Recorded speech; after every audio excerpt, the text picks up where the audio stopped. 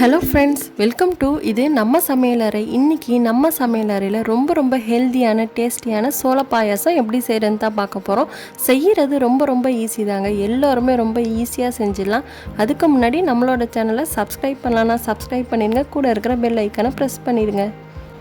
Sweet corn 1 cup எடுத்திருக்கேன். Rava 3 table spoon எடுக்கணும், அதிகமாக எடுக்கக்கூடாது.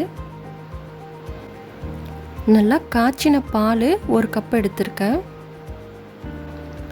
முந்திரி பருப்பு இந்த மாதிரி 2 கட் பண்ணி எடுத்திருக்கேன். மில்க் மைடு 3 டேபிள் ஸ்பூன், நெய் 1 டேபிள் ஸ்பூன் எடுத்திருக்கேன். வாசத்துக்காக 2 ஏலக்காய் எடுத்திருக்கேன். குங்குமப்பூ கொஞ்சமாக யூஸ் பண்ணிக்கலாம், ஆப்ஷனல் தான் இது. இப்போது நம்ம எடுத்து வச்சிருந்த சோளத்தை மிக்சியில் சேர்த்து லைட்டாக நரன்னு பேஸ்ட் மாதிரி அரைச்சி எடுத்துக்கணும். ஒரு 2 டேபிள் ஸ்பூன் சோளம் மாதிரி அரைக்காமல் எடுத்து வச்சுக்கிறேன். இப்போ இதை நல்லா பேஸ்ட் மாதிரி அரைச்சி எடுத்துக்கிறேன். பாருங்கள், அரைச்சாச்சு. இந்த அளவுக்கு அரைச்சிருக்கணும். இப்போது இதை ஒரு பேனில் சேர்த்துக்கிறேன். சேர்த்ததுக்கப்புறமா இந்த மிக்ஸி ஜாரையும் கொஞ்சம் தண்ணி சேர்த்து அலசிட்டு இதில் சேர்த்துக்கலாம். 1/2 டம்ளர் தண்ணி மாதிரி சேர்த்துருக்கேன். இதோட நம்ம அரைக்காமல் எடுத்து வச்சுருந்த சோளத்தையும் இதில் ஆட் பண்ணிக்கிறேன். இதோட 3 டேபிள் ஸ்பூன் ரவையும் இதில் சேர்த்துட்டு ஒரு பிஞ்ச் அளவுக்கு சால்ட்டு சேர்க்கணும். நம்ம எந்த சுகர் செஞ்சாலும் கொஞ்சம் சால்ட்டு சேர்த்தா தான் நல்லாயிருக்கும். இப்போ இது எல்லாத்தையும் நல்லா மிக்ஸ் பண்ணிவிட்டு, ரொம்ப திக்காக இருந்தால் இன்னும் ஒரு 1/2 டம்ளர் தண்ணி ஆட் பண்ணிக்கிறேன். இப்போது எல்லாத்தையும் நல்லா மிக்ஸ் பண்ணதுக்கு அப்புறமா ஸ்டவ்வில் வச்சு குக் பண்ண வேண்டியது தான். இப்போது இது கொதிக்க உங்களுக்கு திக்காக ஆரம்பிச்சிடும். இப்போ பாருங்கள், நல்லா திக்காகிடுச்சு. ரவையும் உங்களுக்கு ஃபாஸ்ட்டாக குக் ஆகிடும். இப்போது ரவை நல்லா வெந்ததுக்கு அப்புறமா இதில் 1 கப் பால் ஆட் பண்ணுறேன். பால் சேர்த்துட்டு நல்லா மிக்ஸ் பண்ணி விட்டுறணும். நல்லா மிக்ஸ் பண்ணதுக்கு அப்புறமா இதில் ஒரு பிஞ்ச் அளவுக்கு குங்குமப்பூ சேர்க்குறேன். இது நல்ல கலராகவும் இருக்கும், அதே நேரத்தில் நல்ல வாசனையாகவும் இருக்கும். உங்கள்கிட்ட குங்குமப்பூ இல்லைன்னா ஸ்கிப் பண்ணிக்கலாம். இப்போ லைட்டாக மிக்ஸ் பண்ணிவிட்டு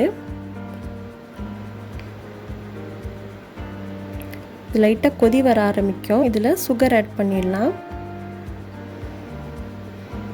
இப்போது திருப்பியுமே கொதிக்க ஆரம்பிச்சிருச்சு. இதில் இப்போ சுகர் ஆட் பண்ணிடுறேன். நான் 3 டேபிள் ஸ்பூன் சுகர் ஆட் பண்ணுறேன்.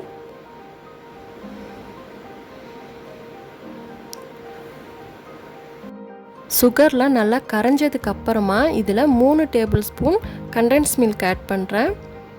கண்டென்ஸ் மில்க் ஆட் பண்ணிவிட்டு இதை நல்லா மிக்ஸ் பண்ணி விட்டுட்டு ஸ்டவ் ஆஃப் பண்ணிடணும். இதுக்கு மேலே இது கொதிக்க விடக்கூடாது.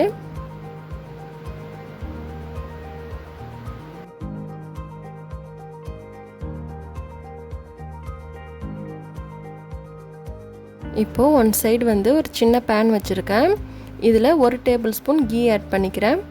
கீ ஆட் பண்ணிவிட்டு கீ நல்லா உருகுனதுக்கு அப்புறமா இதில் 2 ஏலக்காய் ஆட் பண்ணுறேன். ஏலக்காய் லைட்டாக பொரிஞ்சதுக்கப்புறமா எடுத்து வச்சுருக்க முந்திரி பருப்பையும் இதில் போட்டு ஃப்ரை பண்ணி எடுத்துக்கிறேன். முந்திரி பருப்பு ரொம்ப செவர விடக்கூடாது. லைட்டாக ஃப்ரை ஆனதுக்கப்புறமா ஸ்டவ் ஆஃப் பண்ணிடணும்.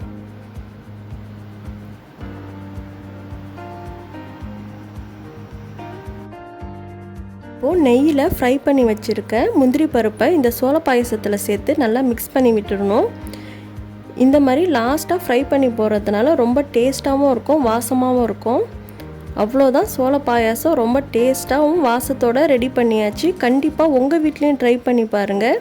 ட்ரை பண்ணிவிட்டு எப்படி இருந்துச்சுன்னு கமெண்ட்ஸில் சொல்லுங்கள்.